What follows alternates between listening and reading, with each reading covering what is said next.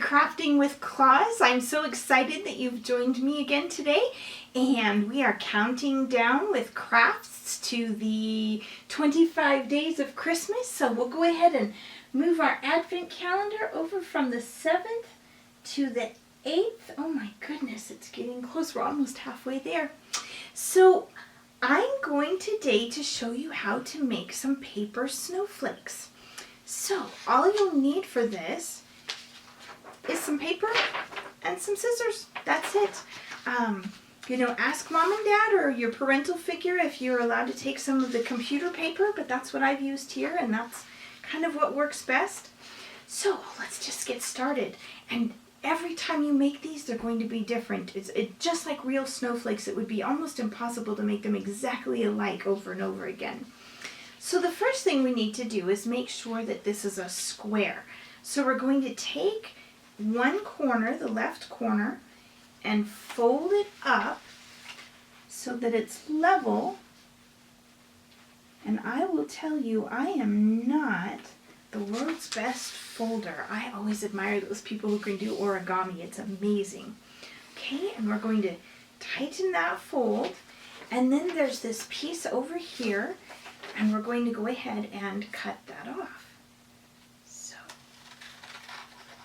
Be very careful with scissors if you're using sharp ones, and if you're a little person, you may need to ask for some help. Okay, set these aside because I'd like to see you reuse those for cards and for bookmarks and stuff. Okay, so now when you unfold this, you can see that it's a perfect square. All right, so what we're going to do is take that and put it so that the triangle part is pointing away from you, and then grab the bottom left and fold it over again so that it's right in half. Right, and be sure and crease those sides really well. Okay, so now you've got a triangle that's shaped like this. These great shapes, I love triangles. Now we're going to take this one and fold it into thirds.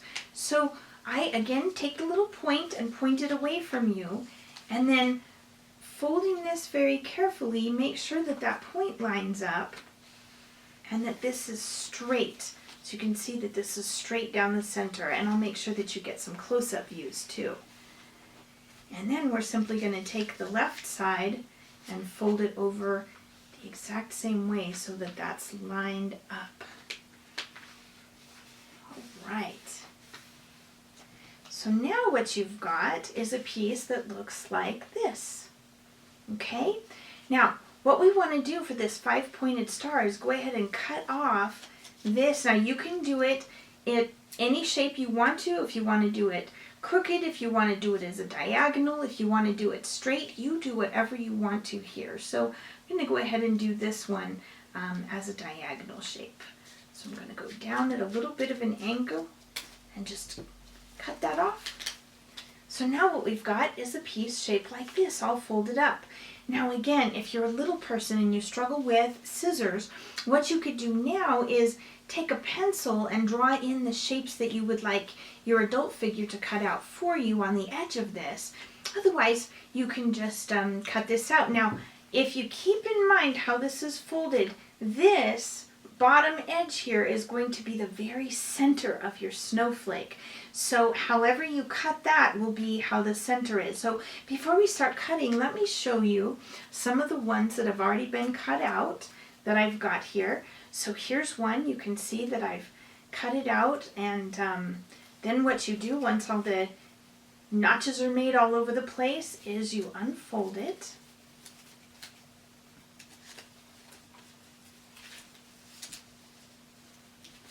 And there you have a wonderful snowflake. Isn't that fun? Okay, and I'll show you a couple more so you can see the different ways that the cuts that are made in the edges here. And this one I did a ripply edge on the outside, and I cut off the tips on these. And when you open it,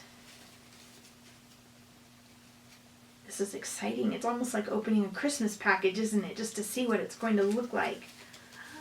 Ooh, it's a round one. All right. Oh, and these look like little hearts in the center there, so that's kind of fun. And then here's the center part that I was telling you about. So when you cut off that bottom, corner, that bottom point, this will be what happens when you cut that off. And here's, let's see what this one looks like. Oh, that one I cut in jagged little pieces there. All right. And I did one more.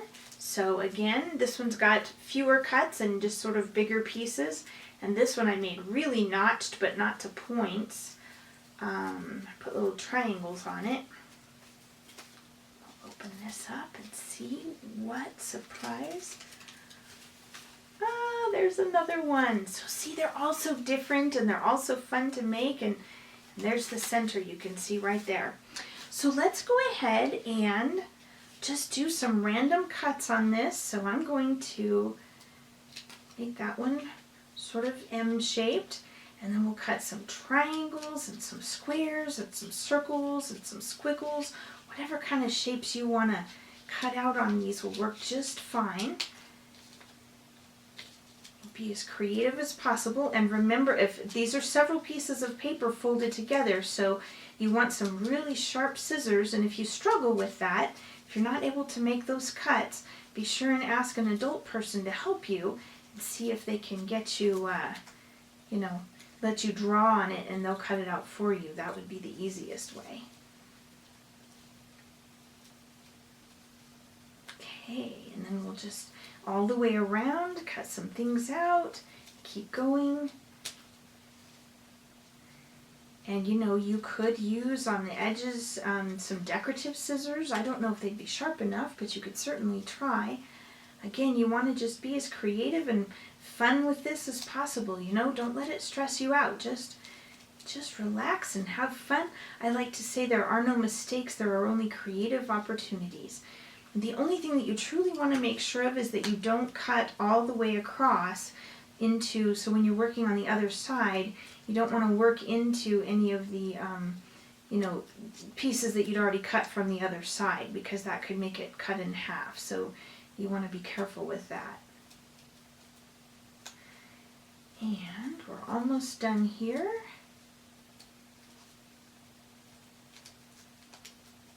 Oh, and I would love to see the snowflakes that you come up with. So if you want to post pictures of those on my Facebook page, you can find me at Jessica Kringle, and I would love to see what you've come up with. I'm sure they're all wonderful and beautiful, and you could make a whole bunch of these and put them in your window or hang them from a mobile, or you could even probably try to put them on a tree or make a garland. Oh, there's so many things you can do with these once you get them done. That's where your creativity comes in. You just want to see how creative you can be and what you can come up with. Sometimes you need to pull the little pieces of paper off after you've cut them. Alright, so I'm done with this one. Now what's also really important is to make sure that you don't upset your adult figure in your life, and make sure you get all these little pieces of paper cleaned up, okay? Don't let them get on the floor, and if they do, make sure that you sweep or vacuum so that they don't have to clean up after you. Make sure you clean up after yourself. Alright, so here's the latest one. Let's unfold this and see what happens. Again, it's so exciting. It's like an unveiling or opening a gift. There we go, and that one's different also. Alright, so I want to show you one more way that we can adorn these a little bit. So, do you remember on December 1st I showed you how to adorn a Christmas card a little bit by using a sponge and a watercolor marker? Well, we're going to do that with one of our snowflakes. So I'm going to set these aside. If you were to lay these flat for a little while, set a book on top of them, then they would lay flatter, or you may need to, wherever you're going to set them. I'm going to have to vacuum now because I have to clean up after myself too. Wherever you decide to set these, you can put some tape on a couple of edges so that they lie flat. But if you were to just put these under something heavy for a little while, then they should lay a little bit flatter for you. Alright, so what we're going to do, I'm going to show you how this does two different things. So we'll want another piece of paper and one of the snowflakes we made. So what I did was I took and sponged around the edges like we did the Christmas cards, and I'll show you that in a second. And then I also took this, put it down on a piece of paper, and sponged the whole thing, and it made a snowflake like this. Isn't that fun? Okay, and this would make a lovely card or a picture to somebody that you want to give to someone special in your life. So I'm going to show you this technique in case you missed December 1st, but you can go back and find them. They're on my Facebook and my YouTube channel here. So all you do is a water-based marker. You want to make sure that it's water-based and not permanent. And you color on a sponge or a cotton ball or a little piece of fabric or something. And then you simply flick around the edges of paper, and it gives it a fun little decorative edging,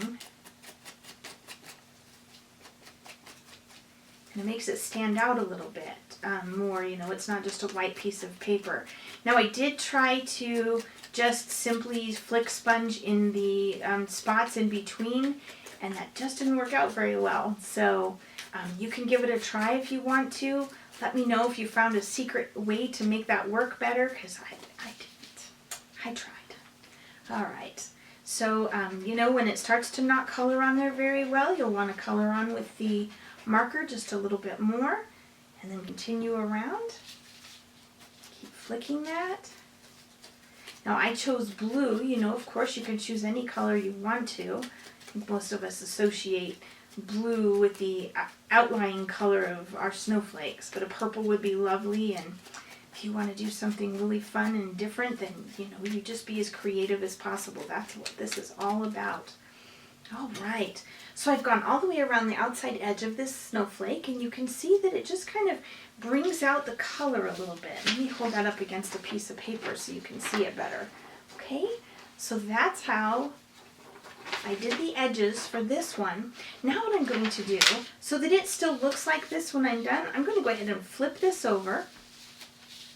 And you want to make sure you hold it in place really well. So, you know, it may be better if you, again, like I showed you, to lay it under something flat for just a little while so that it, you know, flattens out and doesn't pop up like this.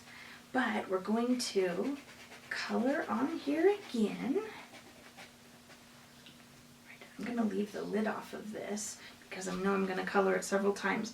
And then you're just going to dab on it with a sponge. Now the first couple dabs you do, you want to do them kind of lightly, because otherwise, you know, you'll get really, really dark in there with the sponge. But as the color starts to wear out, if you press down a little bit harder, then it'll continue to make it nice and even in the color pretty much.